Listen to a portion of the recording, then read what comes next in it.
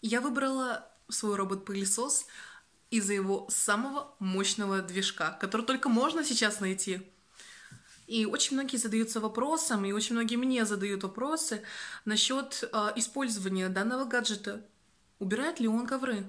Конечно, да. Для робота iCleb Omega это больше не проблема. Он убирает ковровое покрытие, счищает абсолютно любые частицы мусора, собирая их в специальный контейнер в своем блоке для мусора.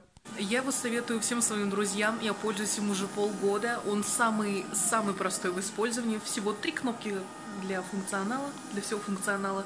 Я гуляю с собакой по парку, пока он убирает мою квартиру. Я не трачу больше времени на мытье полов.